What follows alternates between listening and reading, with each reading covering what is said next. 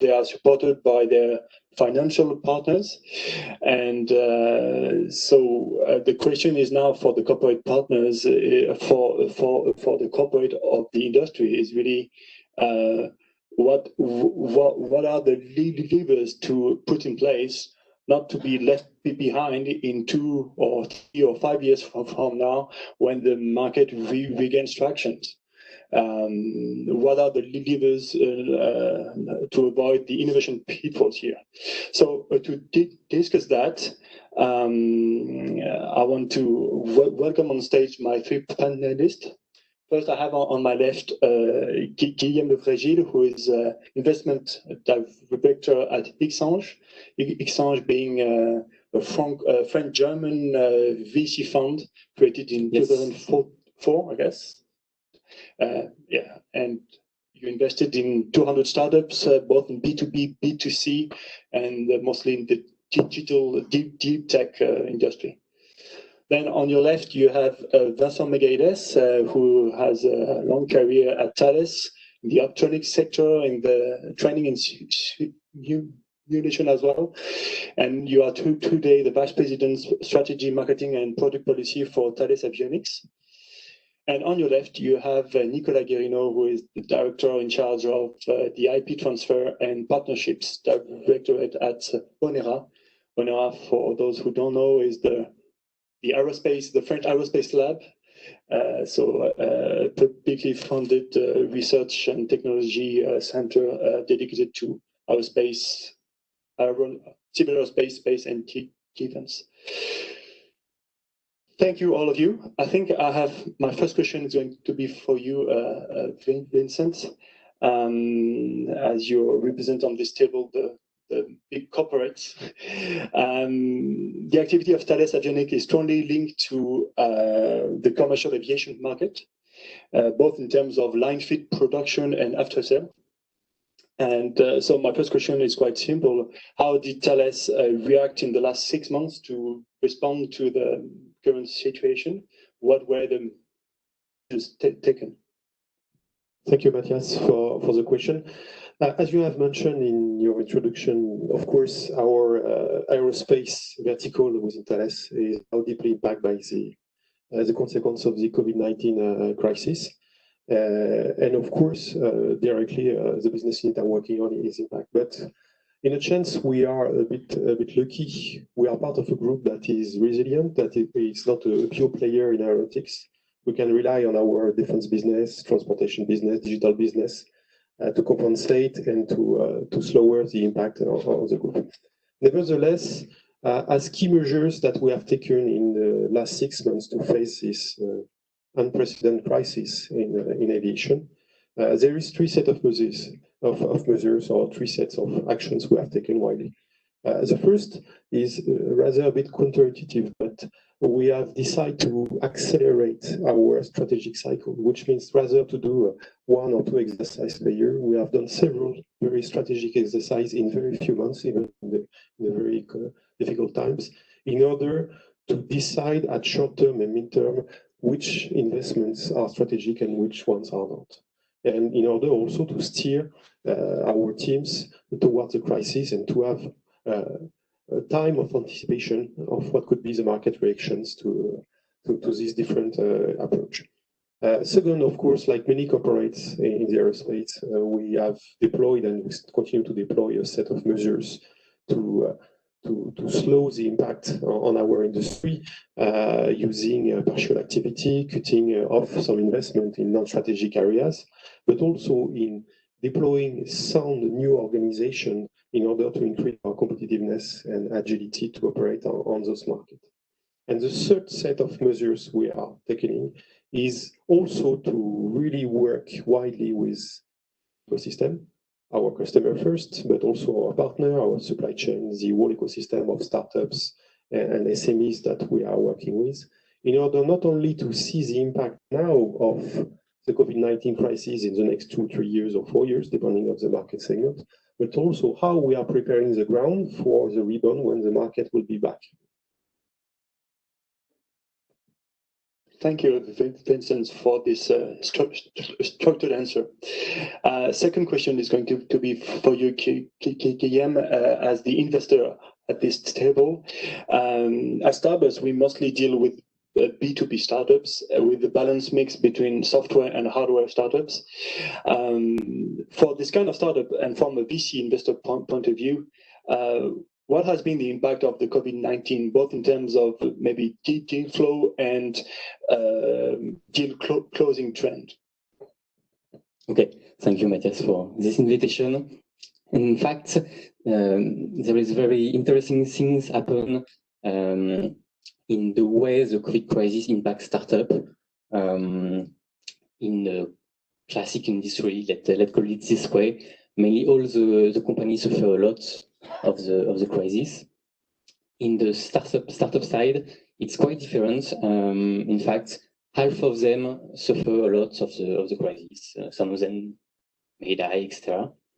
But and it's quite a surprise.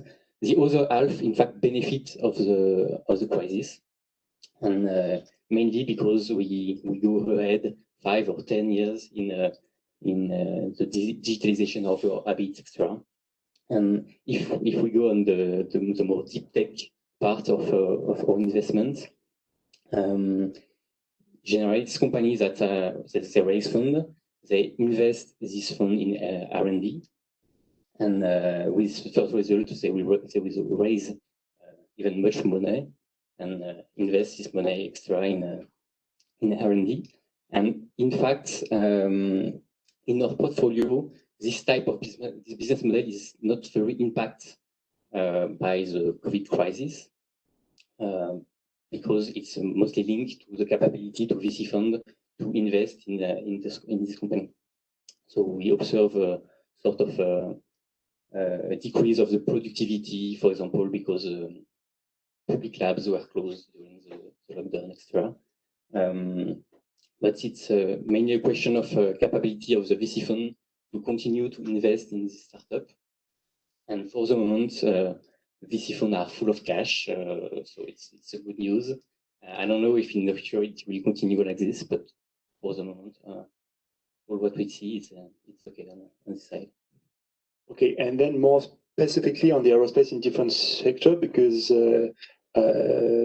as people may know, but you've just invested in Aerospace Lab, which is a Belgian startup that aims to develop an Earth observation constellation. On this specific segment, do you have any specific advice regarding, the way VC fund approaches this kind of startups?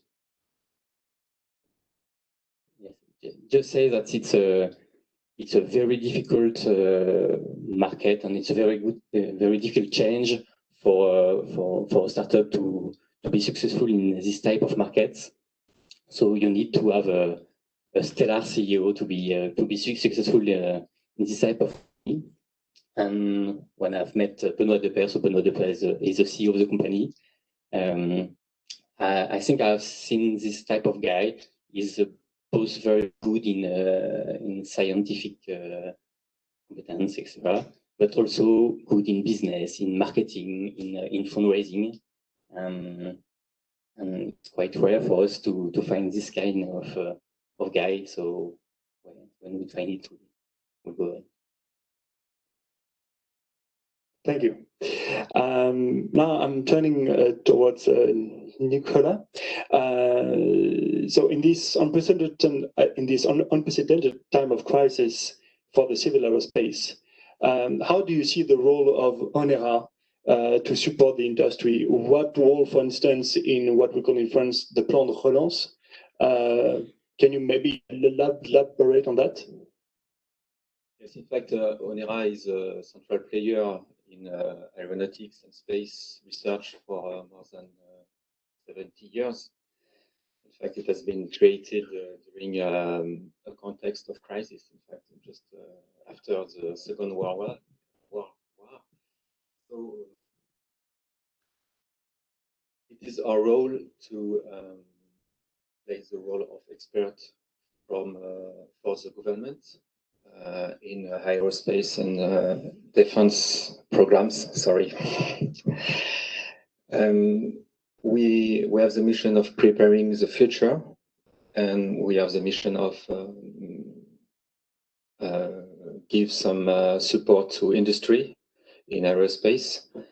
So I would say that the role is the same. In fact, it is business as usual. In the context of the French Plan de Relance, recovery plan, I think there are ambitious goals and challenges concerning, for example, hydrogen aircraft.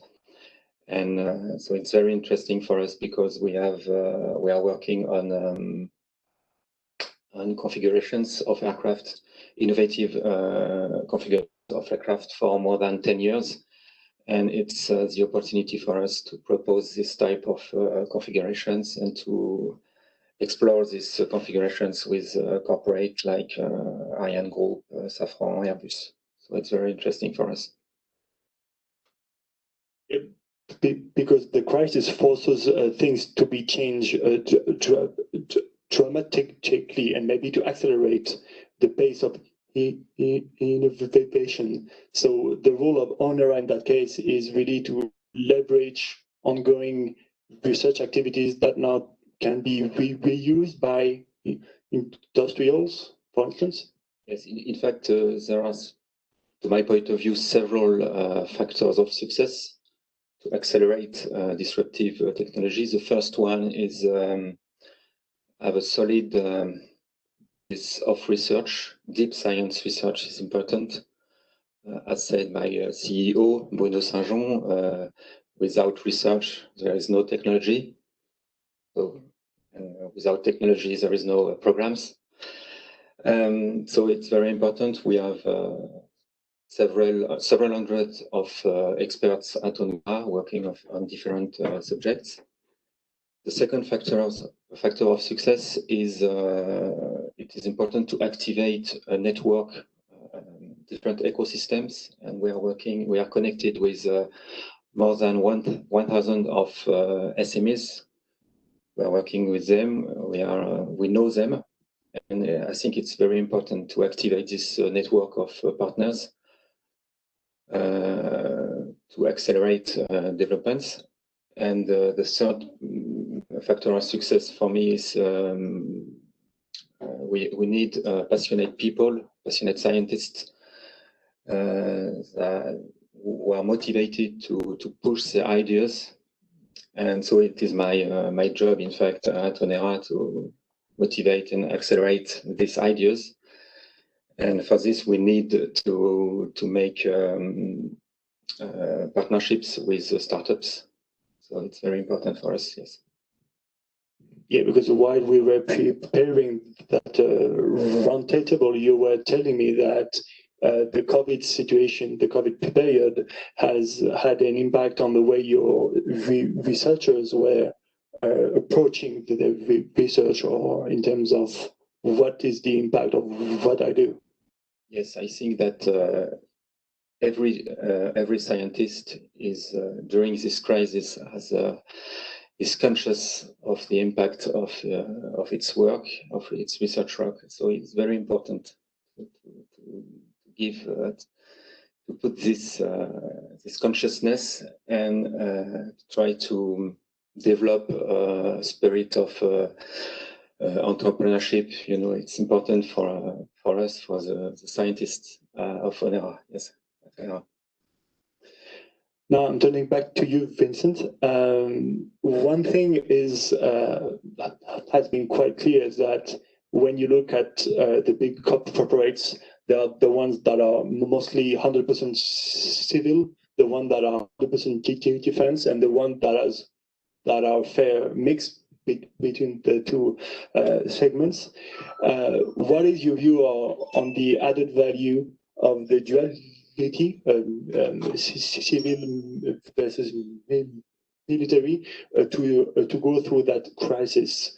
Maybe at Thales level, but mostly at Thales avionics level. It's definitely a plus. At Thales group level, first, there is a balance between our activity in defense and then the ones that are more exposed to the commercial aviation crisis. This is what I've talked before. Really, when we talk the specific about avionics activities, which is part of the aerospace vertical, we used to have a 2/3 commercial activity and 1/3 coming from the military. But this is a plus because we have not waited for the COVID crisis to really play on these two legs. Since now more than a decade, we have deployed a quite strong product policy, developing common building blocks that goes both in our civil products and military products.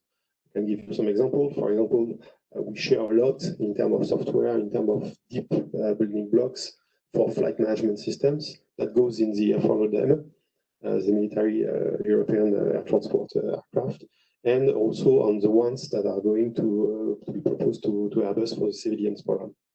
In inertia, in probes, in sensors, also we are sharing a lot of common technology between the military and the civil. So it's a real plus because when one leg is weaker than the other, we have ability still to steer and deploy our roadmaps and not to slow down the pace of innovation and investment we are making in these key technologies. The second point of the duality of being a civil and military player is the way also we engage with the ecosystem and also with the supply chain. We have a huge responsibility along the supply chain. We have worked very closely with DGA, with BPI over the last 6 months, especially in France, because we had to take care of that supply chain, of the expertise that resides in small companies that have really critical expertise or skill sets. And just to give you a scale of what it means, in France, from a group point of view, group-wide point of view, Thales every year inject 2 billion euros of subcontracts in the supply chain in France in more than 3,000 SMEs. So we are taking care also of that because it's a good way also to preserve the future and the way we are going to innovate with our ecosystem. Thank you for this expose on the duality. But just now, because I think it's the opportunity also to show the kind of concrete action that Thales make on how Thales changes its ways of working with the open ecosystem. I understand that at Thales Avionics, you put in place some kind of new organization or at least new ways of working. Can you maybe tell us more about it? Yes, certainly. Since 18 months now, we have experimented a new model within our quite traditional organization. So we have created a dedicated organization to advanced program and innovation, really in charge of disrupting. What I mean by disrupting is not only technologies, but also having unconventional approach to existing customers or unconventional approach to design products in our quite, let's say, common and conventional way of doing. And we have given a lot of power to that commando-like small unit. They have the ability to hack the system from inside, to pick up any engineers or technologies they may require, to go beyond what we usually propose to our customers, to really to be disruptive and to really test the new market and play with unconventional approach. And from now, it has been quite successful.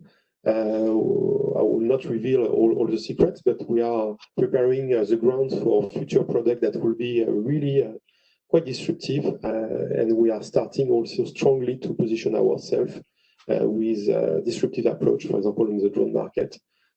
So it will be quite interesting. So this is part of the initiative we are continue to push. In parallel of that, we believe that the way we engage the work with startup with you, with Starburst and others, is still very important. Even if time will be tough in terms of investment, we try to keep the pace of having ability to invest in startup, either in cash mode, in equity, even if it's quite small at the beginning. And recently we've done so with a startup called Xwing that looks quite promising on autonomous flights and technology related to detection and avoid. It's also a way of working with startups. And if I can have a message here for the community, it's important to look at the corporate not only in the cash they can bring to the Series A or the Series B. Corporate can bring a lot of in-kind things, expertise, IP, knowledge, test bench, platform for test, and this could be dollarized and transformed in equity at some point. But it's another way also to be involved and partner with startups. Thank you, and I think it's a good transition to another question for you, Guillaume. What pieces of advice would you give to young startups in our field here to attract a fund like you? What are I think it's good, and especially in that context. Okay. First point, there is not a lot of VC investing in deep tech, so you will not have a lot of chance to be very well prepared. And fundraising is something you can learn and train.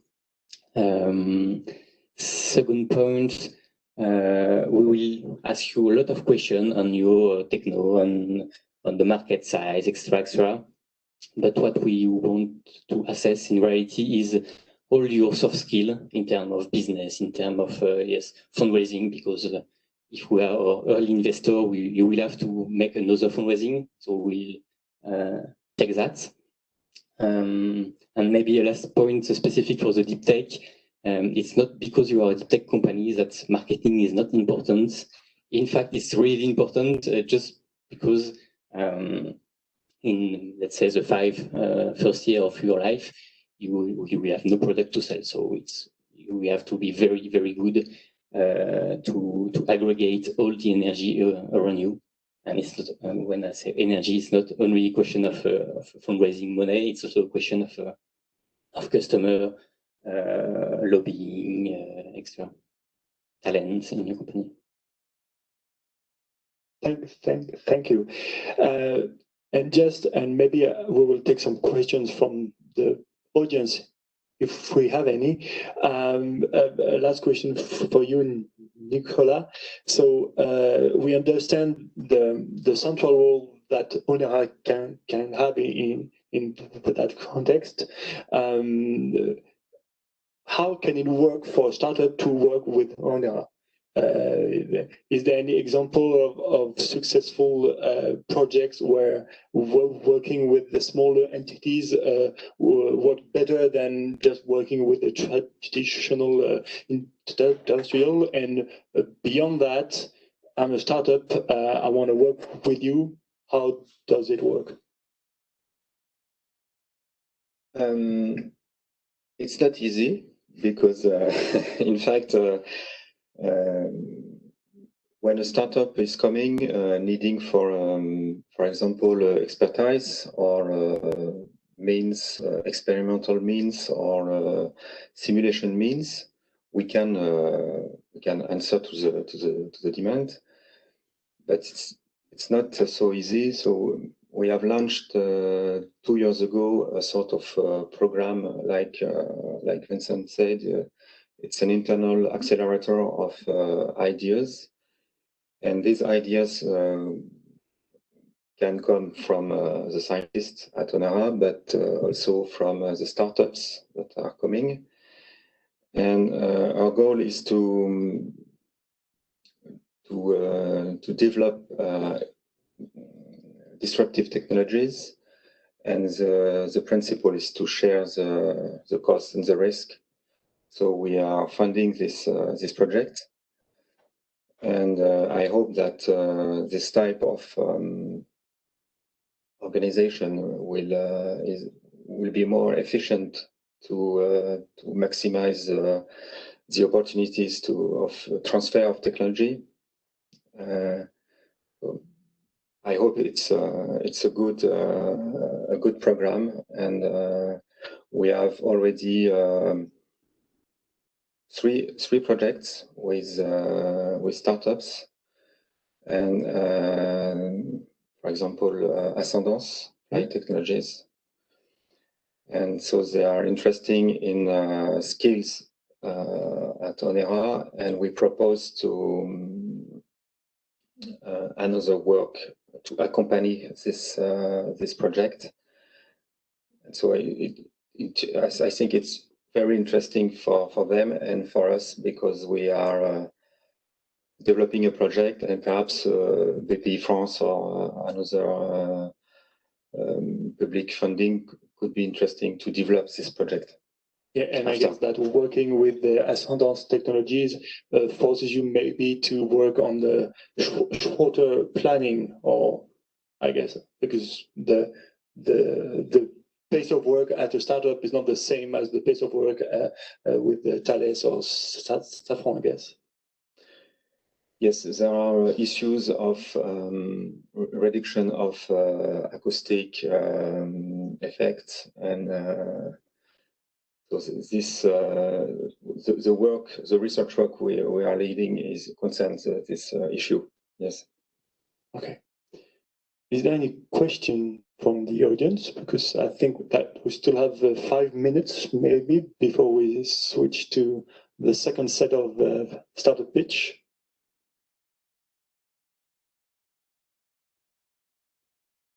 I will ask your question.